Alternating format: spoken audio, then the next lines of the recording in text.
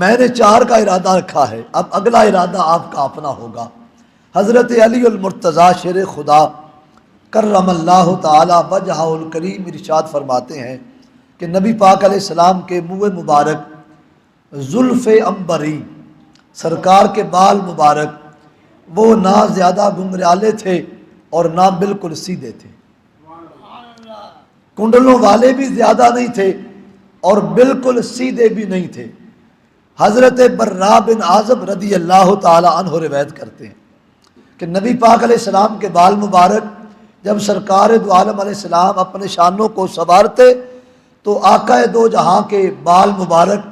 کبھی کبھی کندھوں کو چھو جاتے اور اکثر و بیشتر سرکار کے کانوں کے نچلے والے حصے تک رہتے۔ حضرت انس بن مالک رضی اللہ تعالی عنہ نے روایت کیا، حضرت ام المومنین عائشہ صدیقہ رضی اللہ تعالی عنہ ارشاد فرماتی ہیں کہ جب حضور کے بالوں کو تیل لگایا جاتا اور تیل لگانے کے بعد آقا نامدار صلی اللہ علیہ وآلہ وسلم شانوں کو کنگھی فرماتے تو پھر سرکار کے بال کندھوں تک لگتے، جب کنگھی چھوڑی جاتی تو وہ ایک کنڈل خمدار ہو کے کانوں کی لو تک رہتے۔ میں اس حدیث میں کئی مسئلے بھی بیان کر رہا ہوں۔ آج کئی لوگ پیری فقیری کے نام پہ لمبے بال کر کے تو ان کو زلفوں کا نام دیتے ہیں۔ حضرات ذی وقار، زلف وہی ہے جو سرکار کی سنت کے مطابق ہے، جو سنت کو چھوڑ جائے وہ زلف نہیں رہتی، اس کا کوئی نام اور رکھا جا سکتا ہے، وہ بال ہوگا، وہ لٹ ہوگی، وہ نہ جانے کیا ہوگا، زلف وہی ہے جو آمنہ کے لال کی۔ حضرت امام ابن سیرین، علماء جانتے ہیں اس نام کو، یہ فرماتے ہیں کہ میں حضرت عبیدہ کے یہاں حاضر ہوا اور بات چیت ہوئی، ہم بھی ایک دوسرے سے ملتے ہیں، ہم بات چیت میں دنیا جہان کی باتیں کرتے ہیں۔ صحابہ تابعین جب ملاقات کرتے تو وہ دنیا کی بات نہیں، زلف یار کی بات کرتے۔ حضرت امام ابن سیرین کہتے ہیں میں حضرت ابو عبیدہ سے ملنے گیا، ان سے ملاقات کی، ملاقات کے بعد خیریت و احوال پوچھا، پھر میں نے حضور کے بالوں کا تذکرہ ان سے پوچھا تو کہنے لگے کہ ہمارے یہاں کچھ بال آقا کریم علیہ السلام کے ہمارے گھر میں موجود ہیں۔ اور کہاں سے ملے؟ کہنے لگے حضرت انس نے دیے، حضرت انس کے گھر والوں نے دیے۔ ان کا تمہارے یہاں کیا حال ہے؟ حضرت عبیدہ نے کہا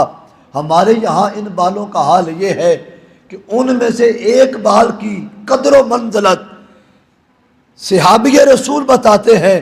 کہ ان میں سے ایک بال کی قدر و منزلت ہمارے یہاں یہ ہے کہ کل جہان کا سارا مال و متاع ایک طرف رکھ لیا جائے، جو حضرت انس کی طرف سے مجھے تحفے میں ایک بال ملا ہے وہ ایک طرف رکھ لیا جائے، کل جہان کی قیمت تھوڑی ہے، حضور کے بال کی قیمت پھر بھی زیادہ ہے۔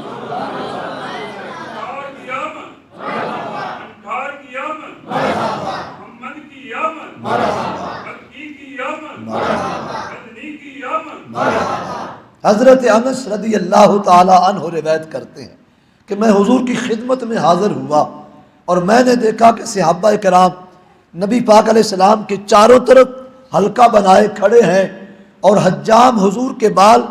سر سے جدا کر رہا ہے، اور جب حضور کے بال سر انور سے جدا ہوتے ہیں صحابہ کرام ان بالوں کو زمین پہ گرنے نہیں دیتے،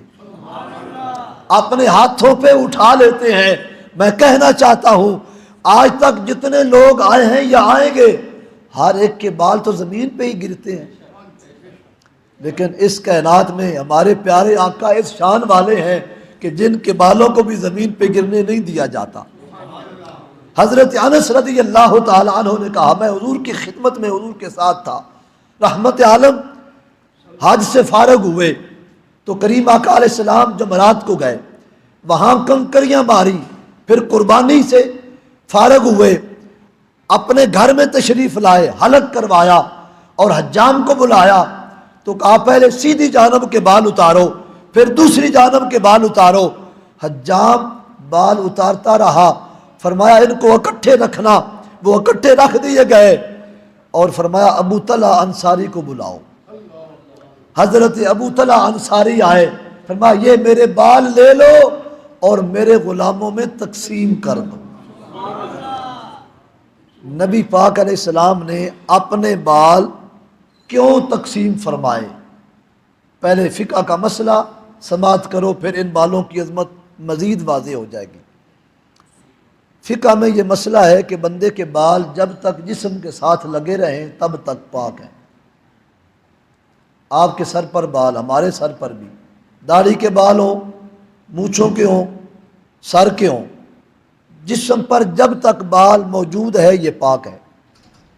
اور جب یہ بال اتر جائیں نا، جسم سے جدا ہو جائیں، تو پھر ان کا حکم بدل جاتا ہے۔ یہ اس قدر قابل تعظیم نہیں رہتے، حکم بدل جاتا ہے، پر ہر ایک کے لیے قانون تو یہی ہے، پر حضرت محمد مصطفیٰ کا اصول اور ہے۔ نبی پاک علیہ السلام نے اپنے بالوں کو تقسیم کروایا، شاید اس لیے کہ یہ میرے بال میری امت سنبھال کے رکھے گی، ان کا بھلا ہوتا رہے گا۔ ان بالوں میں سے کچھ بال حضرت ام المومنین ام سلمہ رضی اللہ تعالی عنہ کے حصے میں آ گئے۔ حضرت عثمان بن عبداللہ رضی اللہ تعالی عنہ روایت کرتے ہیں، کہتے ہیں کہ میری بیگم حضرت ام سلمہ کی سہیلی تھی، اور ہمارے خاندان میں، ہمارے قبیلے میں، ہمارے بچوں میں کوئی کسی بچے کو نظر لگ جاتی، کوئی بیمار ہوتا، تو میری بیوی کا یہ معمول تھا کہ وہ حضرت ام سلمہ کے یہاں سے کوئی چیز منگواتی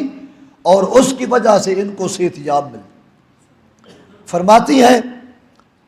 کہ آج میرے بچوں کو نظر لگ گئی تو آپ نے ایک لکڑی کا پیالہ لیا، اس میں پانی ڈالا، آپ نے خاوند حضرت عثمان بن عبداللہ کو کہا کہ جاؤ یہ پانی کا پیالہ لے جاؤ حضرت ام المومنین ام سلمہ کے یہاں، اور وہ لے کے گئے۔ حضرت ام سلمہ نے ان کے سامنے ایک چاندی کی ڈبی کھولی، اس میں سے ایک بال نکالا،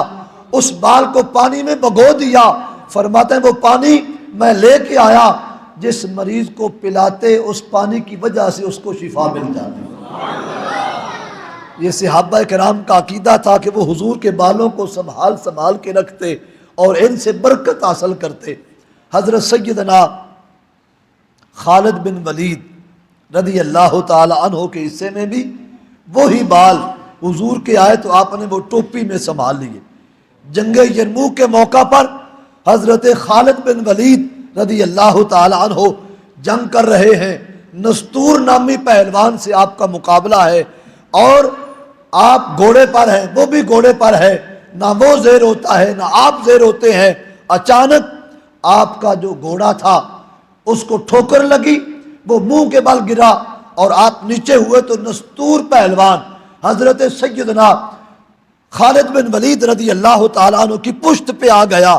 اور آپ کی ٹوپی سر سے جدا ہو گئی۔ جب جدا ہوئی تو آپ نے دشمن کی طرف توجہ نہ کی، اپنے یاروں کو کہا کہ مجھے ٹوپی دے دو۔ جب ٹوپی آپ کو دے دی گئی، آپ نے ٹوپی پہنی، تو پھر آپ نے فتح کر لیا وہ میدان۔ صحابہ کرام نے بعد میں سوال کیا کہ ٹوپی تھی نا، تو تم نے دشمن کو چھوڑ دیا، ٹوپی کی طرف دھیان کیا، تو فرمانے لگے یہ ٹوپی نہیں، یہ ٹوپی میں حضور کے بال ہیں، یہ سارا کمال ان بالوں کا ہے۔